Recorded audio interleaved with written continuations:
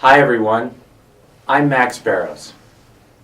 I am currently the chair of the Autism Now Advisory Committee, and I am a representative on the board of Self-Advocates Becoming Empowered, SABE. I would like to talk about the words people use to describe autism. I would like to address using the words high and low functioning. I think there is a huge problem with the use of these words. It contributes to bad attitudes, and it's not presuming competence.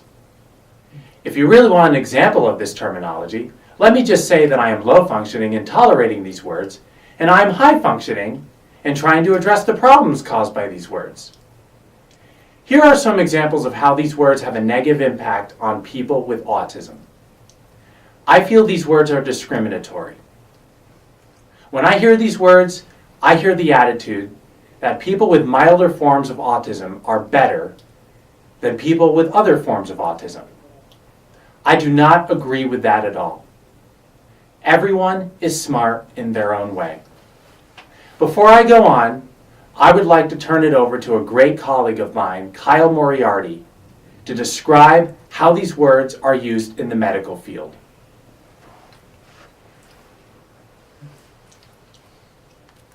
Hi, I am Kyle Moriarty, and I'd like to share my opinions on the terms high-functioning and low-functioning autism.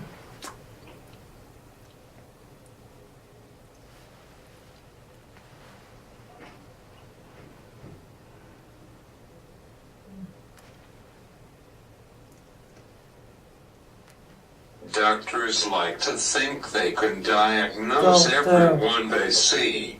Therefore, in the doctor's mind, they use the terms low-functioning and high-functioning to fulfill their job as a healer.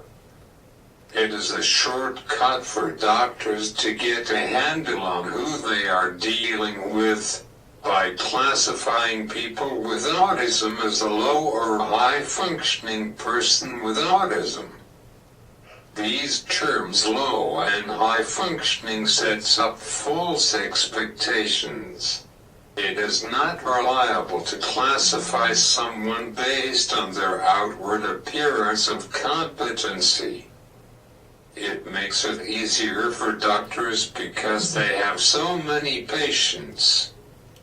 With this terminology, doctors do not really get a true picture of what a person can or cannot do. They may just assume it. It is not a complete picture of the person. It is just an outline or a silhouette. Nobody has the ability to determine the inside of another's thinking, and should not act as if they do. Never seeing someone caring for others may insinuate they have no empathy, yet maybe that specific person has those feelings regularly.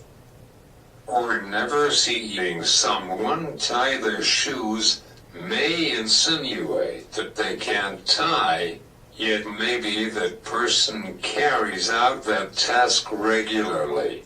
So these words high-functioning and low-functioning are clearly judgmental. I cannot tell of one's intelligence from what I see on the exterior, so to judge one's level of competency from what you view with your eyes just is not fair. Thank you, Kyle. Thank you very much. I would like to talk about different situations and why it is not helpful to use these words. Let's use myself as an example. Let's look at my ability to clean my room. So, am I high functioning or low functioning when it comes to cleaning my room? One thing that varies is, are you asking me or my parents? Even though I'm a full-grown man, I will admit that there are some things that I do lack doing. Sometimes when I'm in a hurry, I just forget about cleaning my room, even when it's suggested. But sometimes when I'm really bored, I do an excellent job when it comes to cleaning my room. So, am I high functioning or low functioning when it comes to cleaning my room? The answer is, it depends on the situation. This is why these words are not reliable. I have heard some individuals with autism proudly say that they are high functioning. They may not mean to insult people, but to me it feels like a put down toward people who might need more accommodations. We need to use words that move people to look beyond the disability. We need to embrace not judging a book by its cover. My advice to everyone is to please not use the terms high and low functioning at all. The risk is that people with autism will not be seen as who they really are. The solution is to presume competence. When you do this, you are allowing that person to take control of each situation. You are letting them decide what they might need for accommodations. You are giving them full respect, the real R word. So again, I would like for all of you to commit to not using the terms high and low functioning to describe persons with autism.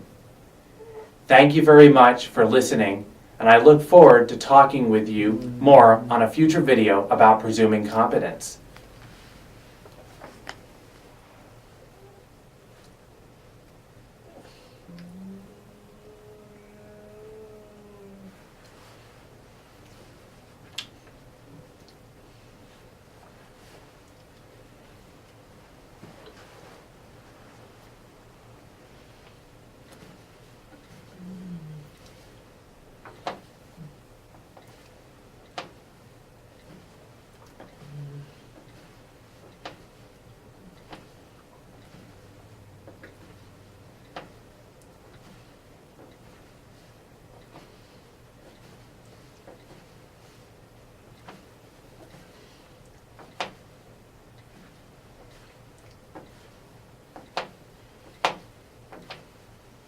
Thank you for listening.